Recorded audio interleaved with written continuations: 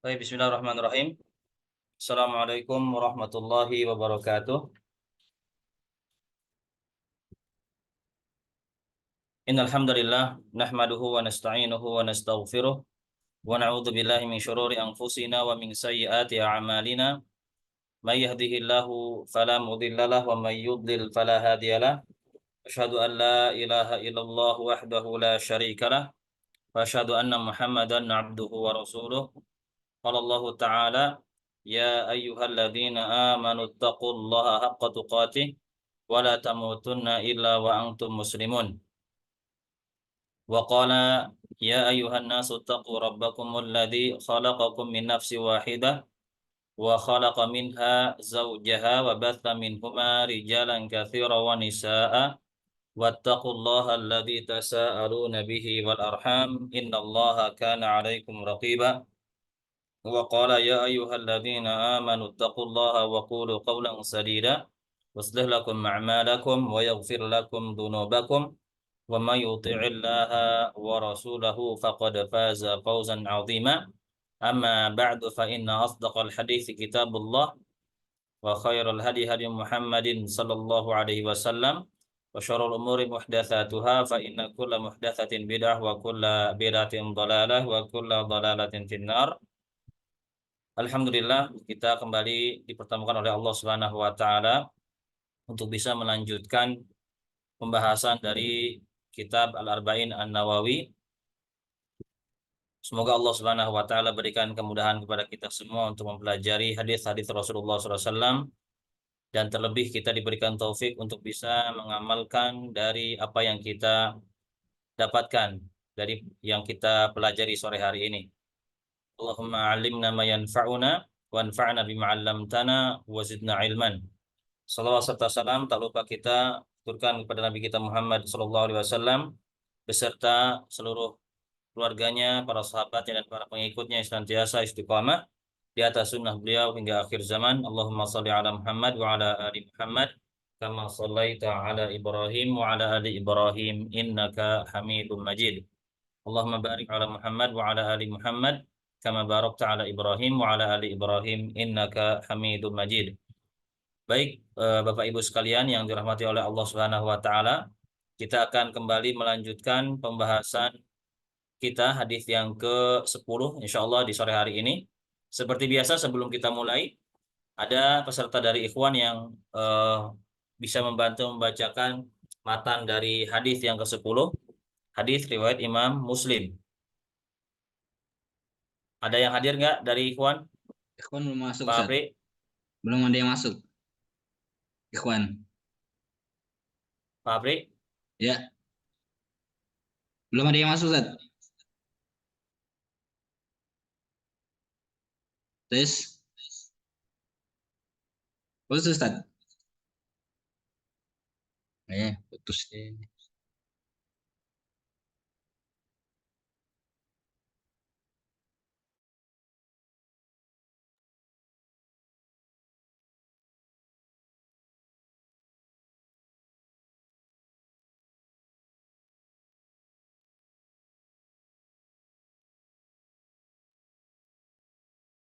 Cek. Putus deh.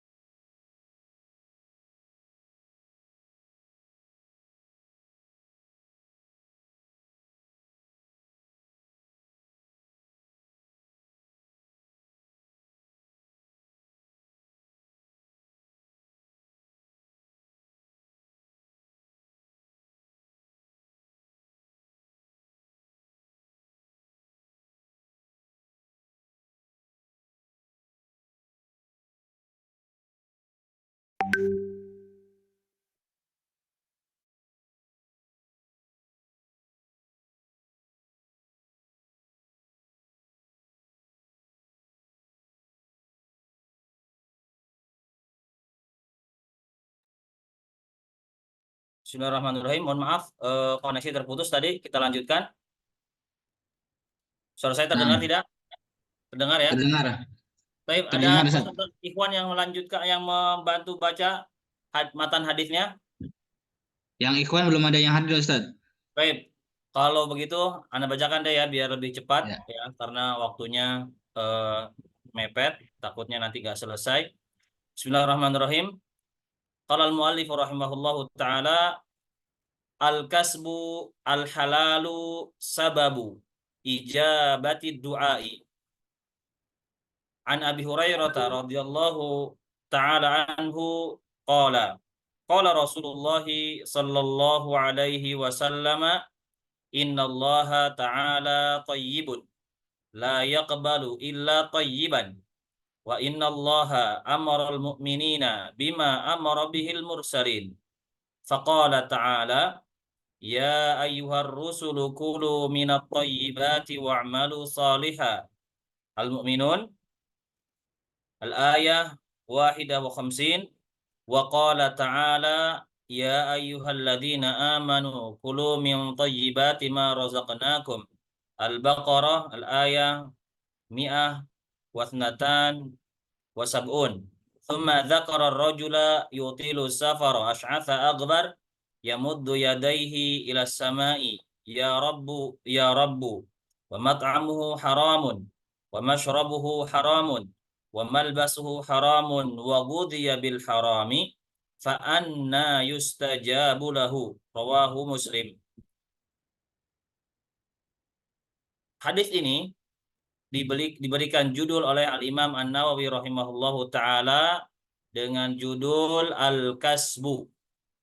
Al-Kasbu artinya penghasilan. Ya, penghasilan al-halal, halal artinya halal. Ya, boleh dimanfaatkan. Tidak mengandung dosa dan tidak mengandung pahala. Itu namanya halal atau istilah lainnya adalah mubah. Ya, istilah lainnya adalah mubah.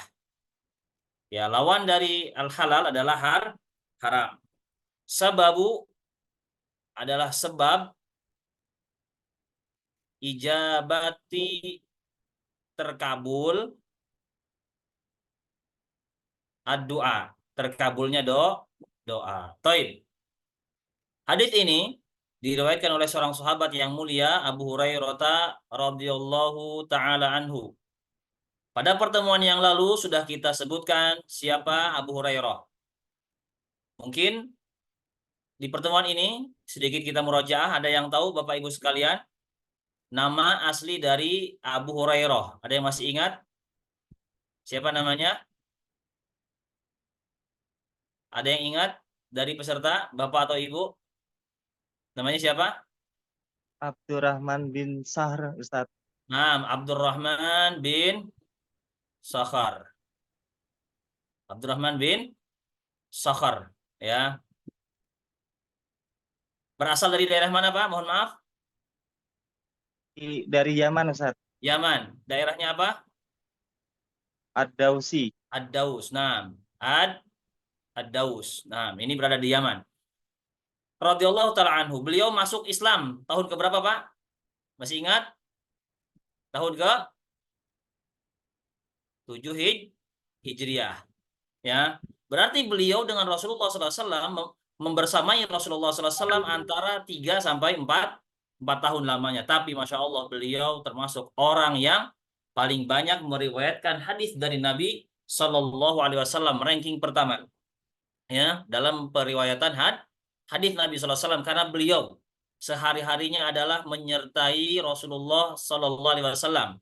Beliau tinggal di Masjid Rasulullah SAW yang dikenal dengan Ashabu Sufah, ya, orang-orang yang tinggal di Masjid Rasulullah Sallallahu Alaihi Wasallam. Beliau ini bukan orang kaya, bukan orang yang memiliki kedudukan terpandang seperti Abu Hurairah, seperti apa, seperti Abu Bakar, seperti Umar, Utsman, Ali. Namun beliau menjadi orang yang dikenal namanya. Karena apanya? Karena ilmunya, karena periwayatan hadisnya. Ya, ini Masya Allah. Setiap orang membaca hadis yang beliau riwayatkan dari Rasulullah SAW, maka otomatis beliau mendapatkan transferan pahala. Ya, mendapat transfer pahala dari Allah Subhanahu wa taala. Masya Allah, inilah keutamaannya menyebarkan kebaikan. Baik, kita lanjutkan. Qala, beliau berkata atau dia berkata, qala Rasulullah sallallahu alaihi wasallam. Rasulullah sallallahu alaihi wasallam bersabda atau berkata, ya. Innallaha, sesungguhnya. Masih ingat ini? Kata inna adalah sesungguhnya. Innallaha, secara bahasa kalau ada isim, ya, kata benda dalam bahasa Arab jatuh setelah inna, maka harokatnya adalah harus fathah atau mansub, ya, karena inna ini berfungsi untuk memfathahkan isim setelahnya, disebut dengan isim inna, ya. Innallaha ta'ala thayyibun. Thayyib artinya baik atau maha baik. Thayyib. Kita akan bahas sedikit di sini, ya. Para ulama berselisih pendapat terkait kata thayyib. Apakah thayyib ini merupakan termasuk dari nama atau sifat Allah Subhanahu wa taala atau bukan? Sebagian ulama ada yang berpendapat bahwasanya thayyib ini merupakan salah satu dari nama atau sifat Allah Subhanahu wa taala. Ya, sebagiannya lagi mengatakan bahwa kata thayyib ini bukan bagian dari nama dan sifat Allah Subhanahu wa taala. Sama seperti sabda Nabi SAW, Innallaha jamilun yuhibbul jamal. Ya, sesungguhnya Allah Subhanahu wa taala jamilun, maha indah, yuhibbul jamal. Sebagian ulama mengatakan bahwasanya jamil itu termasuk nama dan sifat Allah Subhanahu wa taala, sebagian lagi bukan. Allah alam, ini merupakan khilaf di tengah-tengah para ulama dalam masalah akidah. Jadi Bapak Ibu sekalian, khilaf itu bukan hanya sekedar ada di cabang ilmu fikih saja. Dalam cabang akidah pun ada. Namun perbedaan tersebut bukan perbedaan yang fundamental, bukan yang mendasar, namun merupakan cabang dari sebuah pembahasan. Ya, seperti nama kata thayyib, ya. Ini wallahu alam, ya, apakah ini termasuk dari nama Allah Subhanahu wa taala atau bukan? Yang jelas kita sebutkan di sini ada perbedaan pendapat ulama, ya. Innallaha ta'ala thayyibun. Sungguhnya Allah Subhanahu wa taala maha baik, ya. La yaqbalu illa thayyiban. La artinya di sini la nafiyah, yang menafikan. Ya, menafikan. Artinya tidak. Yaqbalu artinya menerima. Jadi Allah Subhanahu wa taala tidak mau menerima dari seorang hamba, ya, dari hambanya yang dipersembahkan oleh hambanya illa thayyiban, kecuali yang baik-baik saja. Ya. Oleh karena itu Allah Subhanahu wa taala di dalam Al-Qur'an ketika menyebutkan kisah dua anak siapa? Adam, Qabil dan Habil, ya. Ketika kurban salah satu darinya diterima dan satu dari yang lainnya tidak diterima, ya. Dikatakan kepada orang yang berkurban yang kurbannya tidak diterima oleh Allah Subhanahu wa taala, dikatakan kepadanya innama yataqabbalullahu minal muttaqin. Sesungguhnya Allah Subhanahu wa taala hanya akan menerima kurban dari orang-orang yang bertakwa saja. Taib, ya. Nah, kata thayyib di sini merupakan lawan dari kata al-khabith. Lawan dari kata al-khabith. Artinya yang buruk, ya. Lawan dari kata al-khabith artinya yang buruk. Taib. Makanya dalam Al-Qur'an Allah Subhanahu wa taala berfirman, liyamizallahul khabitha minat thayyib. Allah Subhanahu wa taala sungguh akan membedakan antara yang buruk dari yang baik. Di dalam surat An-Nur ayat 26 Allah juga berfirman, al-khabithatu lil khabithin. Wanita-wanita yang buruk diperuntukkan bagi laki-laki yang buruk pula, ya. wal khabithuna lil khabithat, dan laki-laki yang buruk diperuntukkan juga untuk wanita-wanita yang buruk. Artinya apa? Orang-orang yang mereka buruk itu perangainya, akidahnya dan lain sebagainya, maka jodoh mereka adalah orang-orang yang buruk pula. Ya, sebaliknya kata Allah Subhanahu wa taala, wa thayyibatu lit-thayyibin. Wanita-wanita yang baik-baik akan mendapatkan pasangan yang baik juga. Ya. Dan begitu juga sebaliknya, wa thayyibuna lit-thayyibat, dan laki-laki yang baik, yang soleh, maka pasangan mereka adalah orang-orang yang solehah. Seperti itu. Ya. Apa maksud dari layak balu illa thayyiban? Allah Subhanahu wa taala hanya akan menerima yang baik. Ya, yang pertama disebutkan oleh para ulama kita adalah Allah Subhanahu wa taala tidak akan menerima akidah yang tidak baik. Ya. Yang akan diterima oleh Allah Subhanahu wa taala, yang diterima adalah hanyalah yang amalan-amalan soleh saja. Amalan-amalan yang tidak baik tidak akan diterima oleh Allah Subhanahu wa taala. Ini yang pertama, akidah. Ya. Yang ketiga, makanya orang yang memiliki akidah tidak baik dipastikan seluruh amal solehnya tidak akan diterima oleh Allah Subhanahu wa taala. Ya, karena sebagian ulama ada yang mengatakan bahwasanya syarat di antara diterimanya amal ibadah itu bukan hanya sekedar ikhlas dan mutabaah. Ada yang menambahkan adalah iman. Ya, bila seseorang memiliki iman atau akidah yang menyimpang, ya, maka amalnya tidak akan diterima. Contoh misalnya, orang sedekah, orang puasa, orang haji, tapi masih punya keyakinan boleh misalnya ngalap berkah dari Nyi Roro Kidul misalnya, ya, menandakan bahwa akidahnya belum benar, dan itu akan menjadi sebuah penghalang diterimanya amal soleh, ya. Makanya Allah berfirman kepada Nabi Muhammad SAW, lain asyrokta layahbatanna amaluka. Sungguh apabila engkau berbuat kesyirikan, wahai Nabi Muhammad, semua amal solehmu itu akan sirna, kata Allah Subhanahu wa taala. Ya. Yang ketiga, la yaqbalu illa qaulan thayyiban. Allah Subhanahu wa taala tidak akan menerima perkataan, ya, kecuali perkataan yang baik-baik saja. Ya. Ini maksud dari kata at-thayyib. Ya, layak balu illa thayyiban. Makanya Allah Subhanahu wa taala juga berfirman di dalam surat Fatir ayat yang ke-10, di dalam surat Fatir ayat yang ke-10, Allah berfirman, ilaihi yas'adul kalimut thayyibu wal amalus shalihu yarfa'u. Ya. Allah berfirman, kepadanya lah yas'adu, naik, al kalimut thayyib. Al kalim artinya ucapan, ucapan yang baik. Wal amalus shalih, dan amal-amal soleh terangkat kepada Allah Subhanahu wa taala. Ini makna dari kata thayyib, ya, dalam firman Allah, dalam hadis Nabi Muhammad sallallahu alaihi wasallam. Baik, kita lanjutkan. Ya. Wa innallaha, dan sesungguhnya Allah Subhanahu wa taala, amaro artinya memerintahkan, ya. Memerintahkan. Amaro ya'muru artinya memerintahkan. Al-mu'minina, orang-orang yang beriman.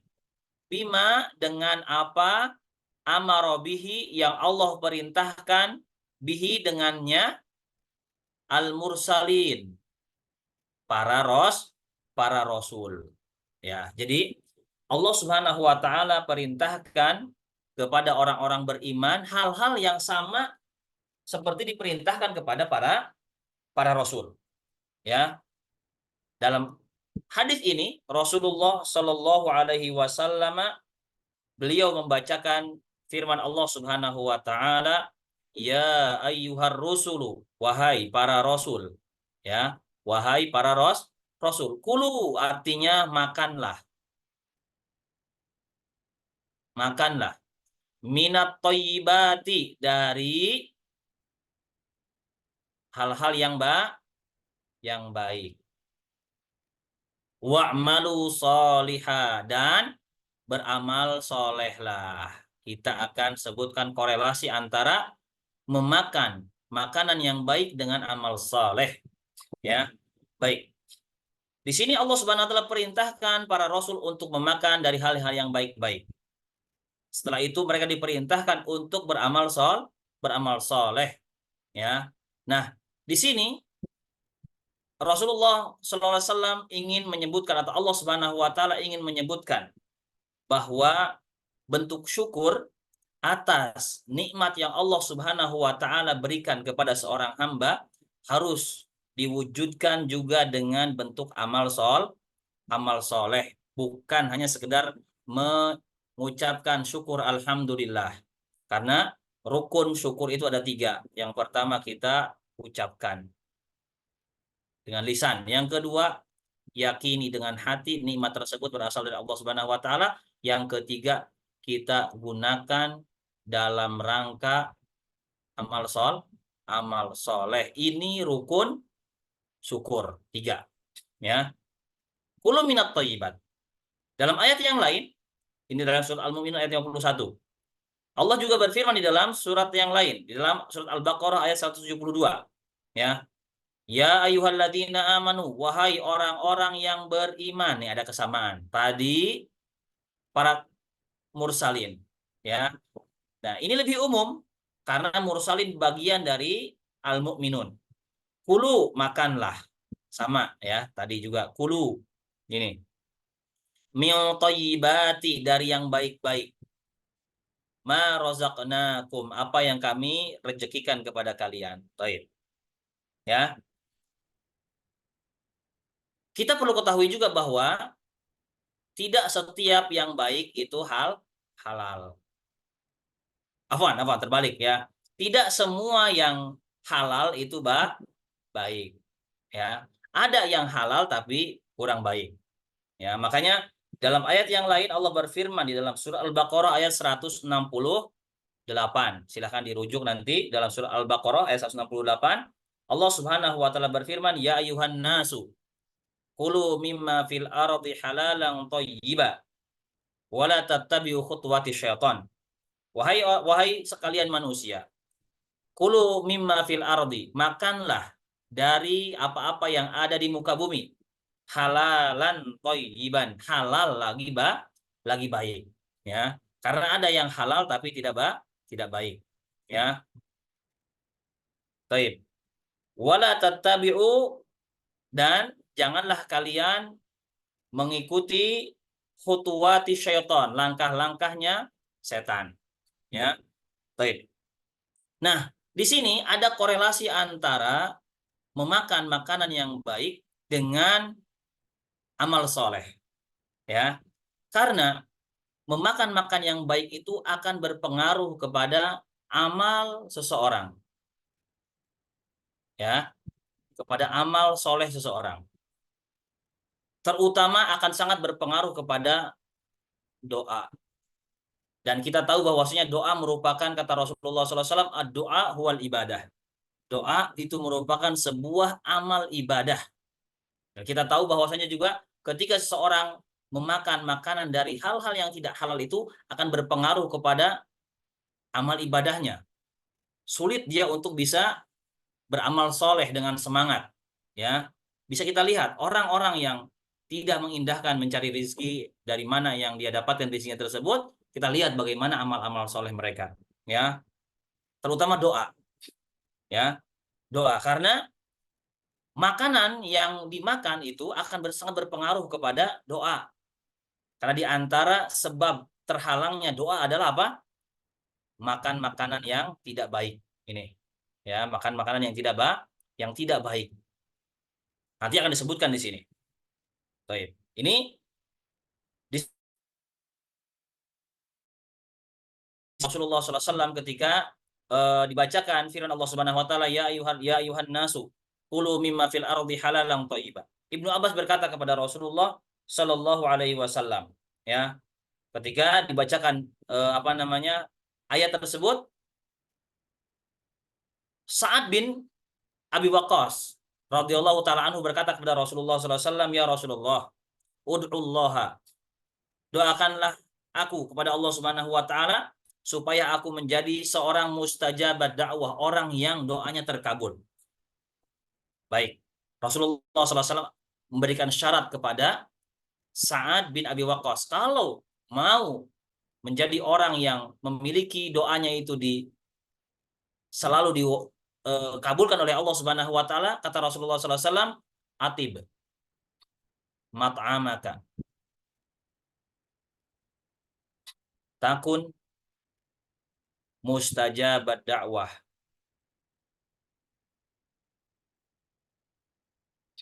Atib, bersihkan lambungmu dari makanan-makanan yang haram maksudnya. Ya, bukan dibersihin dalamannya doang. Maksudnya jangan dimasukkan ke dalam perutmu wahai Sa'ad kecuali yang baik-baik saja. Takun mustajab dakwah, niscaya engkau akan menjadi orang yang mustajab dakwahnya. Ya. Lalu Rasulullah SAW beliau melanjutkan, walladzi nafsu Muhammadin biyadi, dan demi zat yang jiwa Muhammad berada di tangannya, kata Rasulullah SAW. Innal abda la yaqdhiful luqmah, sungguh seorang hamba dia menyuapkan sebuah suapan ke mulutnya dari sesuatu yang haram, ma yutaqabbalu minhu amalun, tidak akan diterima amalannya oleh Allah Subhanahu wa taala darinya berapa lama? Selama arba'ina yauman, 40 hari. Bayangkan, ini hadis diriwayatkan oleh saya lupa nih hadisnya itu ya, dari Ibnu Abbas. Hadis ini tidak akan diterima selama 40 hari ketika seseorang memakan makanan yang tidak halal. Ya. Wa ayyuma 'abdin nabata lahmuhu min suhtin. Hamba yang mana saja dagingnya itu tumbuh dari yang haram, maka kata Rasulullah SAW, fannaru aula bih, maka nerakalah yang berhak untuk melahap daging tersebut. Ya, ini pengaruh memakan makanan yang buruk. Yang baik dengan tidak baik akan berpengaruh kepada amal soleh seseorang, terutama doa. Menjadi sebab terhalangnya doa seseorang. Ya, kalau kita mau menjadi orang yang mustajab doanya, maka yang paling kita harus perhatikan adalah makanan yang kita makan ini harus kita bersihkan dari hal-hal yang haram, sebagaimana yang dipesankan oleh Rasulullah kepada Sa'ad bin Abi Waqqas. Dan kemudian hal tersebut dipraktekkan oleh beliau hingga akhirnya beliau ini menjadi seorang yang mustajab doanya. Ya, baik. Kemudian Rasulullah SAW melanjutkan, thumma, kemudian, ya, kemudian kata Rasulullah SAW, kata perawi hadis, ya, kata Abu Hurairah, thumma dzakara rajula, kemudian Rasulullah SAW menyebutkan, dzakara artinya menyebutkan, ar-rajula, seorang laki-laki, yutilu artinya melakukan safar yang panjang, ya, safar yang panjang ke sini. Ash'as, kondisinya rambutnya acak-acakan. Rambutnya acak-acakan. Akbar, berdebu, penuh dengan debu. Ini kusut, berdebu. Ya, yamudu yadaihi, yamudu artinya dia menengadahkan atau mengangkat. Menengadahkan atau mengangkat kedua tangannya, ya. Kedua tangan. Ilas sama, ke langit. Dia mengucapkan ya Rabbu, wahai Rabbu, wahai Rabbu. Ya. Nah, beberapa hal yang disebutkan oleh Nabi SAW, tadi di sini Rasulullah SAW menyebutkan, atau dalam hadis ini disebutkan bahwasanya Rasulullah SAW menyebutkan ada seorang laki-laki yang dia melakukan perjalanan yang panjang, safar yang jauh. Ini merupakan sebab terkabulnya doa. Di antara sebab doa seseorang bisa terkabul adalah doa yang dipanjatkan oleh seseorang ketika dia melakukan safar yang panjang yang jauh. Namun perlu diketahui, safar di sini adalah safar dalam rangka ibadah atau yang mubah misalnya, ya, bukan safar dalam rangka maksiat. Awas nih, jangan salah, ya. Misal, saya mau maksiat nih ke Italia misalnya, ya, mau bisnis narkoba di Itali nanti saya di sana mau doa, ya kan katanya kalau safar dikabulkan, tidak, ya. Safar yang dimaksud adalah safar ibadah, paling minimalnya adalah safar yang mubah, ya. Contoh misalnya untuk haji atau umroh misalnya, atau menuntut ilmu misalnya, ya. Ini salah satu keadaan yang bisa mempercepat atau menjadikan doa tersebut dikabulkan oleh Allah Subhanahu wa taala. Sebagaimana dalam sebuah hadis riwayat Imam At-Tirmidzi, ya, Rasulullah SAW bersabda, "Thalathu da'awatin mustajabat." Ada 3 doa yang dikabulkan oleh Allah Subhanahu wa taala. Ya, ada doa yang akan dikabulkan oleh Allah Subhanahu wa taala, la syakka fihinna. Ya, tidak ada keraguan akan terkabulnya doa tersebut, kata Rasulullah SAW. Da'watul madlum, pertama adalah doa orang yang terzalimi. Nah, hati-hati dengan orang yang dizalimi. Ya, dalam riwayat yang lain, fa innahu laisa bainahu wa bainahu, ya, fa innahu laisa bainahu wa bainallahi hijab.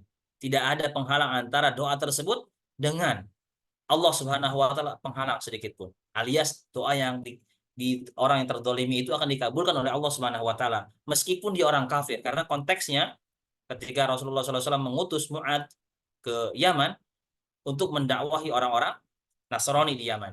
Ya, kata Rasulullah SAW, wa iyyaka wa qara'imal amwal, hati-hati terhadap harta-harta mereka yang mulia. Ya, jangan sampai diambil karena sebab perbuatan zalim. Ya, lalu Rasulullah SAW menyebutkan hati-hati terhadap doa orang yang terzalimi, kata Rasulullah SAW, karena tidak ada antara dia dengan Allah Subhanahu Wa Taala penghalang. Ya, baik. Yang kedua, kata Rasulullah SAW, wa da'watul musafir, doa orang yang musafir. Sekali lagi, safar dalam rangka ketaatan atau dalam rangka ibadah, misalnya haji atau umroh. Makanya nanti bagi Bapak dan Ibu sekalian yang memiliki kesempatan untuk haji dan umroh, jangan lupa perbanyak doa ketika safar tersebut. Terutama kalau kita gabungkan, ya, dengan waktu dan tempat yang mustajab. Ya, kita sedang safar haji atau umroh, ditambah berdoanya misalnya di tempat yang mustajab seperti di Multazam misalnya, tempat antara Hajar Aswad dengan eh, pintu Ka'bah, itu disebut dengan multazam, tempat yang mustajab untuk berdoa. Kemudian bila kita gabungkan juga dengan waktu, misalnya dengan waktu di sepertiga malam terakhir misalnya, ya, baik, itu akan menambah doa kita semakin cepat dikabulkan oleh Allah Subhanahu wa taala. Baik, ya. Yang ketiga, kata Rasulullah SAW, wadawatul walid ala waladi, doa orang tua kepada anaknya. Ya, ini Ash'ath. Kemudian kondisi yang kedua adalah orang tersebut dalam kondisi yang menunjukkan dia itu sangat menghinakan diri di hadapan Allah Subhanahu wa taala. Ash'ath akbar. Kondisi yang dia itu sangat butuh kepada Allah Subhanahu wa taala, jauh dari yang namanya kesombongan. Maka di antara bentuk supaya doa kita dikabulkan oleh Allah Subhanahu wa taala, tampakkan kehinaan kita kepada Allah Subhanahu wa taala, kerendahan kita di hadapan Allah Subhanahu wa taala. Oleh karena itu, Bapak Ibu sekalian, ya, Rasulullah SAW perintahkan kita ketika kita sedang bersujud untuk berdoa kepada Allah Subhanahu wa taala. Rasulullah SAW bersabda, aqrabu ma yakunul abdu min abdihi min rabbih wa huwa sajid. Ya. Jarak yang atau kondisi atau keadaan yang paling terdekat antara seorang hamba dengan Rabb-nya adalah keadaan ketika dia sedang sujud. Fa'kthiru fihi ad-du'a, maka perbanyaklah di dalamnya, dalam sujud itu doa. Kenapa? Karena sedang sujud itu merupakan kondisi seorang hamba menghinakan dirinya di hadapan Allah Subhanahu wa taala. Dia letakkan wajahnya yang mulia, ya, di tempat yang rendah. Di tempat yang rendah. Menghinakan dirinya. Namun menghinakan diri di hadapan Allah Subhanahu wa taala sudah kita sebutkan, harus kita ikat dengan apa? Mahabbah dan ta'zim. Ada yang masih ingat apa yang dimaksud dengan mahabbah dan ta'zim? Bapak Ibu, sudah ada yang masih ingat apa artinya? Mahabbah artinya Ada yang bisa menyebut? Mahabbah artinya Kecintaan, kecintaan. Ta'zim pengagungan ya. pengagungan. Baik, Masya Allah, barakallahu fiik. Ya, pengagungan. Menghinakan diri kepada Allah Subhanahu wa taala harus disertai dengan mahabbah dan ta'zim. Kita mengagungkan Allah Subhanahu wa taala dan kita melakukannya dalam rangka kecintaan kepada Allah Subhanahu wa taala. Ya, itu. Makanya juga dalam hadis yang lain Rasulullah SAW juga bersabda, ya, rubba ash'ath madfu'un bil abwab lahu aqsama 'ala Allah la abarra. Bisa jadi ada orang yang apa namanya? Ash'ath. Dia itu kucel, ya, beraut-autan rambutnya, acak-acakan rambutnya. Madfu'un bil abwab, ditolak di sana di sini. Ketika dia mengetuk pintu seseorang, ditolak. Ketuk lagi pintu yang lain, ditolak.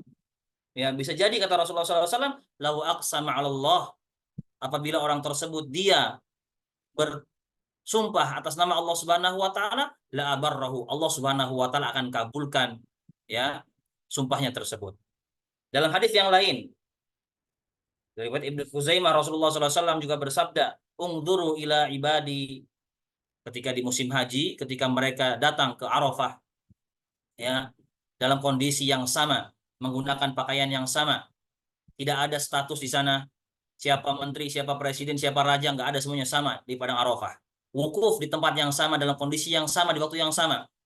Kata Allah Subhanahu wa taala, Allah ingin membanggakan hambanya yang datang di hari tersebut kepada makhluknya yang mulia, itu para malaikat. Ungduru ila ibadi, lihatlah kepada para hambaku, kata Allah Subhanahu wa taala, atauni syu'than, mereka datang dalam kondisi syu'than. Kondisi mereka itu acak-acakan rambut mereka, ya, berdebu mungkin gitu ya, karena dalam kondisi mereka itu mengorbankan harta mereka, jiwa mereka, waktu mereka, gitu kan. Ghubran, kata Rasulullah, kata Allah Subhanahu wa taala, penuh dengan debu, ya, menandakan tidak ada kesombongan yang mereka hadapkan ke hadapan Allah Subhanahu wa taala. Min kulli fajjin amik, mereka datang dari segala penjuru, kata Allah Subhanahu wa taala, ushidukum, aku mengambil persaksian dari kalian wahai para malaikat, anni qad ghafartu lahum, aku sungguh telah mengampuni kesalahan-kesalahan mereka, dosa-dosa mereka. Ini keutamaan bagi orang-orang yang melakukan ibadah haji, ya. Allah meminta saksi kepada para malaikat atas diampuninya dosa-dosa mereka, ya. Itu diantara sebab yang bisa menjadikan doa seseorang terkabul. Kemudian diantara sebab berikutnya yang bisa menyebabkan doa seseorang terkabul adalah dia mengangkat kedua tangannya, ya, mengangkat kedua tangannya, sebagaimana dalam sebuah hadis riwayat Imam Abu Daud, Rasulullah SAW bersabda, innallaha hayyun karim, sesungguhnya Allah Subhanahu wa taala maha mulia, ya, yastahi min abdihi, Allah Subhanahu wa taala malu dari seorang hamba, idza rafa'a yadaihi, ketika melihat hambanya mengangkat kedua tangannya meminta kepadanya, an yaruddahuma sifran atau sofran, Allah tidak kabulkan permintaannya. Maka Bapak Ibu sekalian, ya, hukum asal berdoa itu adalah boleh tidak mengangkat tangan. Tapi ketika mengangkat tangan itu menjadi sebab lebih dikabulkannya doa seseorang, ya. Kemudian di orang tersebut mengucapkan ya Rob, memanggil nama Allah Subhanahu wa taala, ya. Ini merupakan sebuah sebab terkabulnya doa. Bertawasul dengan nama-nama dan sifat Allah Subhanahu wa taala. Ya, kita sebutkan, kita meminta ampunan kepada Allah Subhanahu wa taala, kita sebutkan ya Ghaffar. Kita minta rezeki kepada Allah Subhanahu wa taala, ya Razzaq, ya Rahim, ya Wadud, dan seterusnya. Kita sebutkan nama-nama dan sifat Allah Subhanahu wa taala. Makanya dalam hadis Rasulullah SAW bersabda, innalillahi, ya, tis'atan wa tis'ina asman. Sesungguhnya Allah Subhanahu wa taala itu memiliki 99 nama. Ya. Man ahsaha dakhalal jannah, barang siapa yang menghitungnya menghitungnya, ya, dakhalal jannah, dia akan masuk surga. Maksud menghitung di sini adalah bukan menghitung 1, 2, 3, 4, 5. Maksudnya adalah menghafalkan nama-nama tersebut, ya, kita resapi nama-nama tersebut dan kita amalkan dalam kehidupan sehari-hari. Ketika kita ingin berbuat maksiat, ingat Allah Maha Al-Basir, Al-Alim, Al-Khabir, dan lain sebagainya. Ya, ketika kita berdoa kepada Allah Subhanahu wa taala, kita sebutkan nama-nama Allah Subhanahu wa taala. Ya, ini yang menjadi sebab dikabulkannya doa seseorang. Ya. Kemudian diantaranya, kita sebutkan diantara yang lain dari sebab-sebab dikabulnya doa adalah al-ilhah fid doa, merengek di dalam meminta kepada Allah Subhanahu wa taala. Ya, seperti merengeknya anak kecil kepada orang tuanya. Ya, mungkin Bapak dan Ibu sekalian jadi orang tua ya, ketika ada anak merengek minta, kita nggak tega, gitu kan. Nah, Allah Subhanahu wa taala senang ketika ada hambanya yang merengek minta kepadanya. Justru Allah itu akan murka kepada orang yang sombong. Sombong di sini adalah tidak mau meminta. Ya. Allah berfirman, "Ud'uni astajib lakum." Berdoalah kepadaku, niscaya aku akan kabulkan untuk kalian. Innal ladzina yastakbiruna an ibadati. Sungguhnya orang-orang yang sombong dari beribadah kepadaku, ya. Nah, ibadah di sini adalah apa? Berdoa maksudnya. Karena sebelumnya Allah menyebutkan ud'uni, ya. Innal ladzina yastakbiruna an ibadati sayadkhuluna jahannama dakhirin. Sungguh orang tersebut akan memasuki neraka jahanam dalam kondisi terhina, kata Allah Subhanahu wa taala. Ya. Ada sebuah nasihat seorang ulama salaf kepada anaknya. Ya bunayya, la tas'alanna bani adam hajatan. Wahai anakku sayang, jangan pernah kau meminta kebutuhanmu kepada anak Adam. Wasalillahi abwabuhu la tuhjabu. Mintalah kepada zat yang pintu-pintunya tidak pernah tertutup, kata bapaknya kepada anaknya tersebut. Ya. Itu Allah Subhanahu wa taala. Mintalah kepada zat yang pintu-pintunya tidak pernah tertutup. Allahu yaghdabu. Allah akan marah in tarakta su'alahu, kalau engkau tidak mau minta kepadanya. Wa bani Adam hina yus'alu yaghdabu. Adapun anak Adam atau manusia, ketika engkau meminta kepadanya, dia akan marah. Ya, mungkin sekali dua kali masih tetap ngasih gitu kan. Lama-lama kalau kita minta terus kepada seseorang, ya orang tersebut akan mengeluarkan sifat aslinya, ya. Kesel, ya minimal ngegerutu, ngegerendeng istilahnya kalau orang Sunda, seperti itu, ya. Ini dibarengi dengan merengek pada Allah Subhanahu wa taala. Kemudian berikutnya adalah kalau doa kita mau segera dikabul oleh Allah Subhanahu wa taala, hudurul qalbi, menghadirkan hati, ya. Jangan ketika kita mengucapkan doa hati kita ngelawung kemana-mana kalau kata orang Sunda, ya. Rasulullah SAW bersabda dalam sebuah hadis dari Imam At-Tirmidzi, "Ud'ullaha wa antum muqinuna bil ijabah." Berdoalah kepada Allah Subhanahu wa taala dalam kondisi kalian muqinun, yakin akan diijabah doa tersebut. Wa'lamu, dan ketahuilah, sesungguhnya Allah Subhanahu wa taala la yastajibu du'aan. Allah tidak akan mengabulkan sebuah doa min qalbin ghafilin lahin, dari hati seorang yang dia berdoa namun hatinya lalai, ngalawung gitu ya. Kalau orang Sunda mah mulutnya cap komat kami tapi hatinya kemana gitu ya. Baik. Berikutnya di antara sebab yang bisa menjadikan doa seseorang itu terkabul adalah al-azmu fid doa. Bersungguh-sungguh di dalam meminta kepada Allah Subhanahu wa taala. Jangan sampai kita berdoa kepada Allah Subhanahu wa taala, ya Allah, saya meminta sama Engkau dikabulkan, syukur enggak juga syukur, enggak juga enggak apa-apa gitu kan. Ini enggak sungguh-sungguh, ya. Rasulullah SAW bersabda di dalam sebuah hadis, "Idza da'autumullaha fa'zimu fid du'a." Apabila kalian berdoa kepada Allah Subhanahu wa taala, maka bersungguh-sungguhlah di dalam meminta di dalam doa tersebut. Wala yaqulanna, jangan sampai kalian meminta atau berkata kepada Allah Subhanahu wa taala, "In syi'ta fa'atini." Kalau engkau berkehendak, berikan. Ya. Fa innallaha la mustaqrahun lahu. Karena Allah Subhanahu wa taala tidak terpaksa memberinya. Gitu ya. Ini harus sungguh-sungguh kita minta kepada Allah Subhanahu wa taala. Kemudian kalau mau doa kita segera dikabulkan oleh Allah Subhanahu wa taala, dahulukan sebelum meminta itu memuji Allah, ya, dan bersolawat kepada Rasulullah SAW. Pak Abri, minta tolong dihapus, Pak Abri. Ya, udah nggak cukup buat coret-coretnya. Ini Pak Abri, dihapus ininya. Nah, ya, itu. Kemudian, kalau mau doa kita dikabulkan juga lebih cepat oleh Allah Subhanahu Wa Taala, kita bertawasul dengan amal-amal soleh kita. Ya, sebagaimana kisah 3 orang yang terjerembab di dalam gua. Ya, kemudian juga menghadap kiblat. Ya, sebagaimana Nabi SAW ketika perang Badar, beliau berdoa kepada Allah Subhanahu Wa Taala sebelum peperangan berkecamuk, sebelum peperangan dimulai, Rasulullah SAW beliau berdoa menghadap kiblat. Ya, dan perlu diketahui bahwasanya kalau kita sudah berdoa banyak kepada Allah Subhanahu Wa Taala belum dikabulkan oleh Allah Subhanahu Wa Taala, ada 3 kemungkinan atau 4 kemungkinan. Yang pertama, doa kita dikabulkannya ditangguhkan nanti, mungkin nggak sekarang.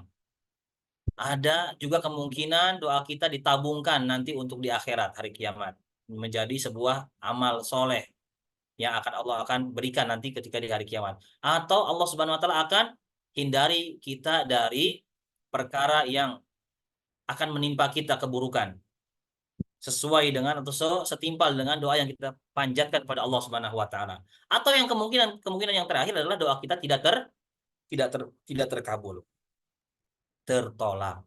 Apa yang menjadi sebab doa tersebut tertolak? Di antaranya adalah kata Rasulullah SAW, wa mat'amuhu, makanannya haramun, haram. Entah haram secara zat, misalnya daging babi, ya, khomer misalnya, daging babi misalnya, ya, atau bangkai misalnya yang tidak disebut nama Allah ketika menyembelihnya, ya, atau cara mendapatkannya, contohnya dengan cara maling misalnya, ya. Wa masyrabuhu haramun, minumannya haram. Wa malbasu haram, pakaiannya pun haram yang dia pakai, pakaiannya. Wa ghudhiya bil haram, dia dikenyangkan dengan hal-hal yang haram, dikenyangkan, ya. Fa anna yustajabu lahu, maka bagaimana mungkin doanya akan dikabulkan oleh Allah Subhanahu wa taala. Ini sebab-sebab terhalangnya doa. Ya. Selain ini, 4 hal ini yang akan menjadi penyebab doa terhalang dikabulkan oleh Allah Subhanahu wa taala adalah ketika kita berdoa untuk doa yang bersifat terkandung di dalamnya dosa kepada Allah Subhanahu wa taala atau memutuskan tali silaturahmi. Itu tidak akan dikabulkan oleh Allah Subhanahu wa taala. Ya. Baik, itu berkaitan dengan masalah hadis yang ke-10, ya. Dan juga kalau mau lebih cepat dikabulkan doa-doa kita iringi dengan waktu dan tempat yang bisa terkabulnya doa, ya. Contoh di sepertiga malam terakhir, ya. Kemudian di waktu sujud, ya. Kemudian antara waktu adzan dan iqamah, kata Rasulullah SAW.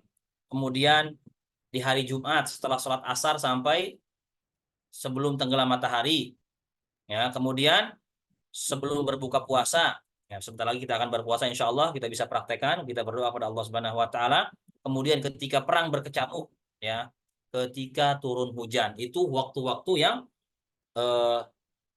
mustajab ketika berdoa, ya. Kemudian juga ada waktu-waktu yang disunahkan untuk berdoa ketika mendengar suara ayam berkokok, gitu, ya, itu disunahkan untuk berdoa. Kemudian sebelum salam berdoa kepada Allah Subhanahu Wa Taala, ya.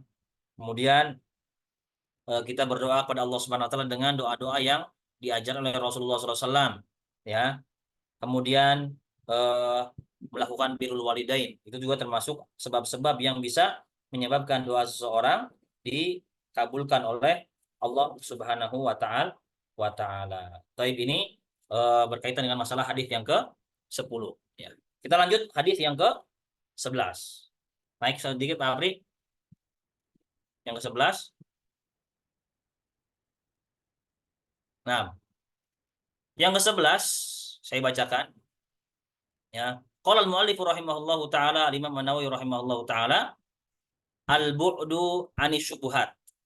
An Abi Muhammadin Al-Hasan bin Ali ibni Abi Thalib sibti Rasulillahi sallallahu alaihi wasallam wa raihanatihi radhiyallahu taala anhuma qala hafidtu min Rasulillahi sallallahu alaihi wasallam da' ma yaribuka ila ma la yaribuka rawahu Tirmidzi wan Nasa'i wa qala Tirmidzi haditsun hasanun sahih.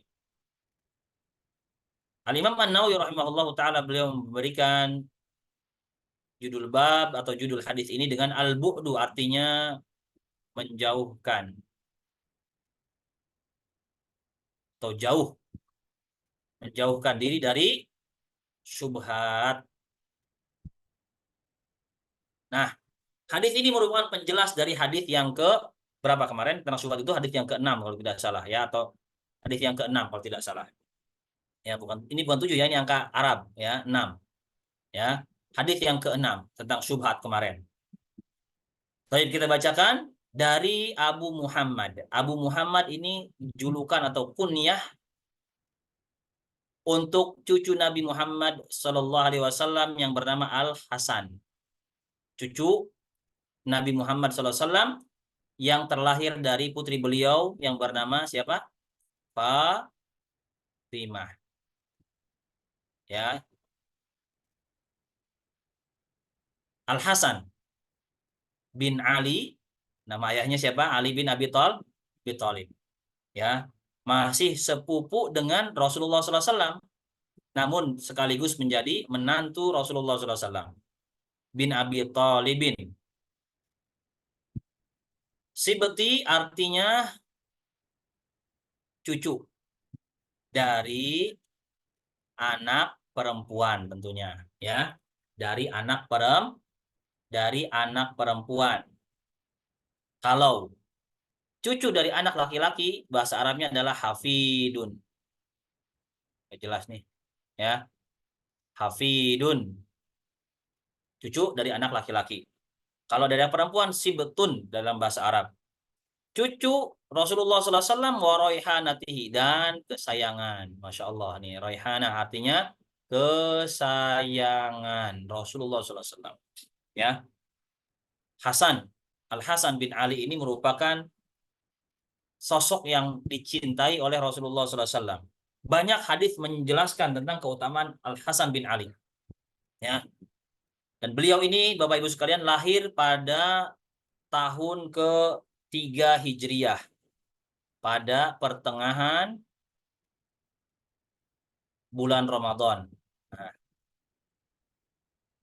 beliau lahir 3 tahun setelah Rasulullah SAW hijrah ke Madinah. Di pertengahan bulan Ramadan. Ya. Nah, dan beliau ini dikatakan oleh Rasulullah SAW merupakan penghulunya siapa? Kaum muda. Penghuni surga. Insya Allah nih, ya. Ini penghulunya para pemuda penghuni surga. Dan keutamaan beliau sudah disebutkan oleh Rasulullah SAW dalam sebuah hadis. Inna ibni hadza, ya, sesungguhnya anakku ini. Rasulullah SAW menisbatkan Al-Hasan, cucunya, kepada seolah-olah seperti anaknya langsung. Inna ibni hadza sayyidun, akan menjadi tuan atau penghulu, kata Rasulullah SAW. Wa la'allallaha an yusliha baina fi'ataini 'azimataini. Ya, semoga Allah Subhanahu wa taala akan menjadikan Al-Hasan ini menjadi juru damai antara 2 kelompok besar dari kaum muslimin yang bertikai. Ternyata yang disabdakan oleh Nabi SAW beberapa tahun sebelumnya terbukti ketika terjadinya fitnah perseteruan antara kekhilafahan ayahnya Ali bin Abi Thalib dengan Muawiyah bin Abi Sufyan. Ya, panjang ceritanya. Ini kalau diceritakan nggak cukup, waktunya cuma 15 menit. Ya, intinya ketika Ali bin Abi Thalib terbunuh oleh orang-orang Khawarij, akhirnya tampuk kekuasaan, kekhalifahan dari kubu Ali bin Abi Thalib diserahkan kepada Al-Hasan. Ya, Hasan menjadi khalifah. Namun tidak lama, hanya sekitar 7 bulan 11 hari. Ya. Al Hasan bin Ali melihat ya bahwasanya kondisi kaum muslimin terpecah menjadi kepada dua kubu. Kubu yang pro kepada Muawiyah bin Abi Sufyan dengan yang kepada dirinya. Akhirnya dengan penuh ya kerelaan demi terkumpulnya suara kaum muslimin, akhirnya Al Hasan bin Ali menyerahkan kekhalifahan kepada Muawiyah bin Abi Sufyan. Maka di tahun itu dikenal dengan Amul Jamaah. Amul Jamaah artinya tahun persatuan. Ya, setelah sebelumnya terjadi perselisihan, pertikaian gitu ya, khilaf di antara kaum muslimin. Tujuan mereka sama, menyerukan kebenaran. Ya, dan ini sudah dikabarkan oleh Rasulullah SAW. Ya, baik, ini keutamaan Ali bin Abi Thalib, Al Hasan bin Ali bin Abi Thalib. Ya, kemudian beliau wafat pada tahun ke-49 Hijriah. 49 Hijriah ya. Beliau dikuburkan di pemakaman Baqi di Madinah di samping sisi makam atau kuburan sang ibunda, yakni Fatimah bin Muhammad sallallahu alaihi wasallam ya, pada tahun ke-49 Hijriah ya. Taib. Beliau mengatakan hafidtu, aku hafal, aku menghafal ya. Aku menghafal dari Rasulullah sallallahu alaihi wasallam, dari sabda Rasulullah sallallahu alaihi wasallam, tinggalkanlah. Ma yari buka, apa yang meragukanmu.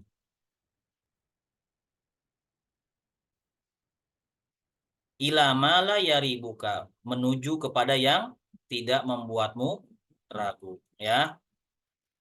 Taib. Ini merupakan penjelas dari hadis yang ke-6 yang sudah kita pelajari tentang masalah meninggalkan perkara yang syubhat.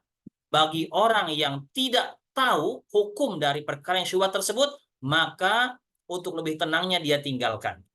Dia tinggalkan. Ya, hadis ini juga menjelaskan tentang masalah waro, ya, al-waro atau zuhud. Ya, berkaitan dengan masalah waro dan zuhud. Waro artinya meninggalkan perkara yang bisa membahayakan akhirat. Kalau zuhud meninggalkan perkara yang tidak bermanfaat untuk akhirat. Kira-kira mana yang lebih tinggi derajatnya? Waro atau zuhud? Silakan Bapak Ibu, ada yang ingin memberikan komentar dari dua hal ini, mana yang lebih tinggi derajatnya, waro atau zuhud?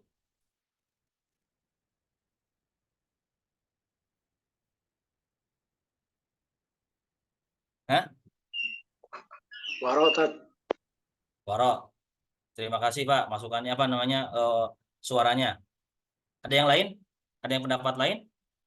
Waro atau zuhud? Baru satu orang.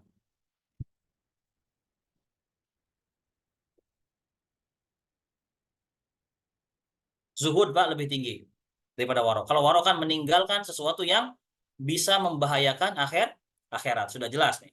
Wah, ini bisa berbahaya ini ya buat akhirat saya.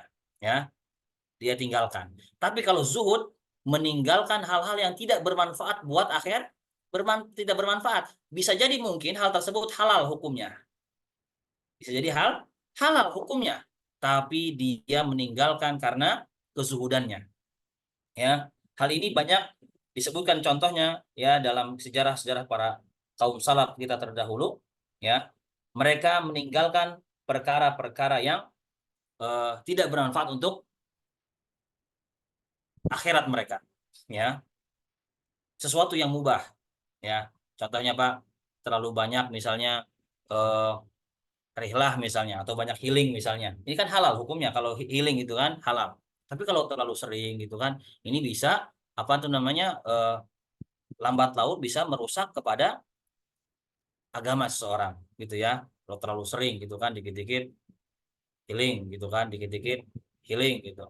Ya, taib. Disebutkan dalam sebuah kisah yang berkaitan dengan masalah wara dan zuhud ini, ya, ada seorang yang bernama Al Hasan bin Abu Sinan, ya. Beliau pernah, Pak, membeli gula, ya, dari para petani gula, ya, kemudian di mana di waktu itu gula tersebut dalam keadaan sedang sangat langka, ya, dalam keadaan sangat langka. Kemudian dia membeli gula tersebut dari para petani dengan harga yang normal di pasaran. Karena sangat langka, kemudian dia bawa ke tempat lain, dia jual dengan mendapatkan harga, dia mendapatkan keuntungan 2 kali lipat dari harga tersebut. Ya, setelah dia renungi gitu kan, seolah-olah dia merasa mengambil kesempatan dalam kesempitan, mengambil keuntungan dari penderitaan kaum muslimin, dari kebutuhan pokok yang dibutuhkan oleh kaum muslimin. Akhirnya apa? Dia datangi kembali para petani untuk apa namanya memberikan kelebihan dari keuntungan yang dia dapatkan, ya, karena dia tidak merasa tenang dalam hatinya, ya. Saya tidak mau keuntungan yang besar, seolah-olah besar ini justru akan membuat diri saya mudorot nanti di akhirat. Ini bentuk warok, gitu ya. Taib. Ya, kalau zuhud kan meninggalkan hal-hal yang tidak bermanfaat untuk akhirat, seperti itu, ya. Taib. Kemudian juga dari hadis ini bisa kita terapkan, ya, kita tinggalkan perkara-perkara yang menjadi khilaf di tengah-tengah para ulama, ya. Kita tahu banyak khilaf dalam masalah fikih, ya, dari kalangan para ulama kita, ya. Ketika ada khilaf di tengah-tengah para ulama, ya, satu misalnya, satu mengambil pendapat yang ringan, yang satu lagi pendapatnya berat, ya. Baik. Untuk lebih kehati-hatian, seseorang alangkah baiknya mengambil pendapat yang lebih berat. Contoh, Pak, misalnya, ya, safar bagi wanita tanpa mahram untuk haji atau umroh, ya. Sebagian pendapat ulama mengatakan boleh bagi seorang wanita untuk bersafar tanpa ditemani oleh mahramnya selama syarat-syaratnya terpenuhi, diantaranya adalah bersama rombongan orang-orang soleh, kemudian keamanannya terjamin dan lain sebagainya, gitu ya. Namun dalam hal ini ada pendapat ulama lain mengatakan bahwa tetap safar bagi seorang wanita untuk haji sekalipun dia merupakan yang harus ditemani oleh mahramnya, ya.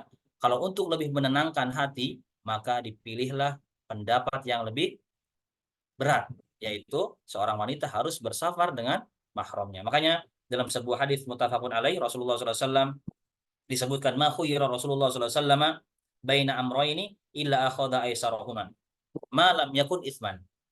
Tidaklah Nabi SAW diberikan pilihan tentang suatu perkara atau tentang dua perkara atau dari dua perkara, melainkan Rasulullah SAW akan ambil urusan yang paling ringan bagi beliau, ya, selama hal tersebut tidak mengandung dosa. Contoh misalnya, Pak, ya, contoh misalnya safar, puasa dalam kondisi safar, ya. Ini kan puasa dalam kondisi safar ini kan boleh berpuasa, boleh berbuka, ya. Hal ini tidak mengandung dosa kalau kita tinggalkan, ya. Atau kita kerjakan tidak mengandung dosa juga, gitu kan. Makanya Rasulullah SAW beliau mengambil yang lebih ringan. Mana? Ya, beliau tidak berpuasa. Ya, kalaupun mau puasa silahkan. Ya, kalaupun mau puasa silahkan. Yang lebih berat, gitu kan. Nah, ini maksudnya. Ma khuyira Rasulullah SAW baina amrayni illa akhadha aisarahuma. Ya, malam yakun isman. Tapi kalau salah satu dari dua perkara tersebut ada kemungkinan dosa, maka kita harus rela memilih yang lebih berat. Ya, tadi contohnya seperti safar seorang wanita untuk haji atau umroh tanpa disertai dengan mahram. Ya, baik. Ini maksud dari sabda Nabi SAW, da' ma yaribuka ila ma la yaribuka. Dan yang terakhir, ya, disebutkan dalam kaidah, ya, disebut dalam kaidah bisa kita apa namanya, jadikan sebuah kaidah dalam kehidupan kita, al yaqinu la yazulu bisyak. Yakin itu tidak akan bisa hilang karena keraguan. Ya, ini bisa kita praktekkan. Da'ma yaribuka ila mala yaribuka. Contoh misalnya dalam sholat. Ya, ketika sholat kita terkena was-was.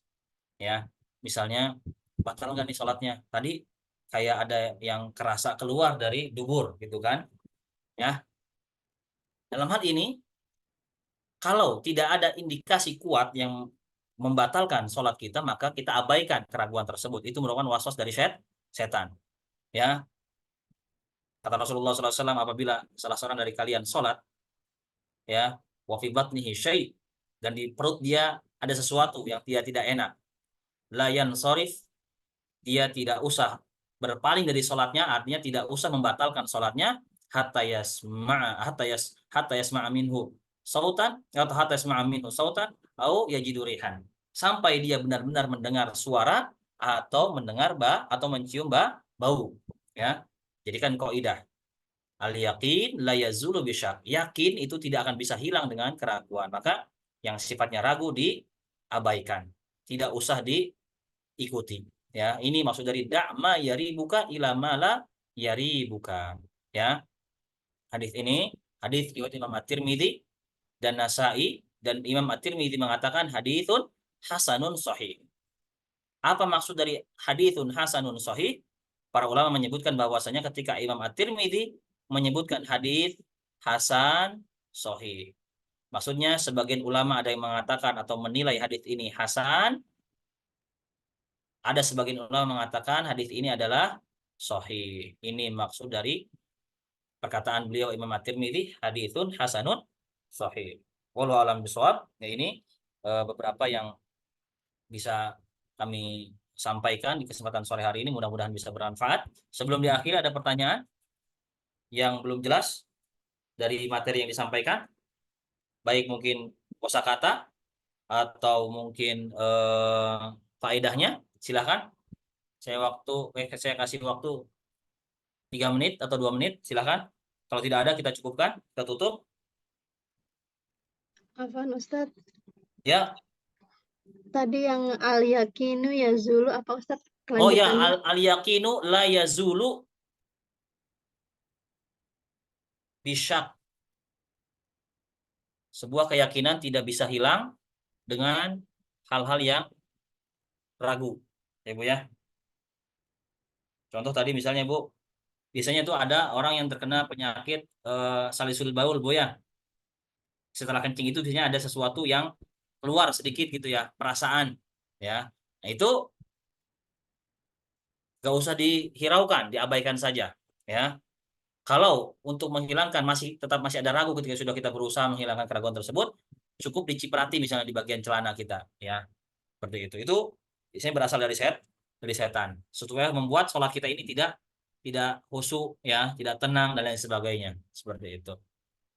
Al yaqinu la yazulu bisyak. Wallahu a'lam bishawab. Ya, tidak ada lagi ya yang lain ya. Cukup insyaallah. Paham? Ada, Tat. Bentar, Tat. Silakan, Pak. Iya, Tat. Afwan, Tat. Barakallahu izin bertanya. Yang di hadis ke-10 itu, Ana pernah, atau di surat An-Nisa kalau nggak salah, yang berzikir setelah sholat, Tat. Ya. Itu umum untuk sholat fardu dan sunnah atau khusus sholat fardu aja, Tat? Maksudnya gimana, Pak? Setelah sholat berzikirlah gitu kan, disuruh Allah, diperintahkan Allah di An-Nisa 103 kalau nggak salah, Tat. Nah, maksud Ana di kondisi sekarang tuh kan banyak kalau habis sholat sunnah di masjid itu pada sambil nunggu imam rawatib datang, pada berdoa, pada ngangkat tangan, Tat. Baik. Untuk doa, Pak, yang dianjurkan adalah ya,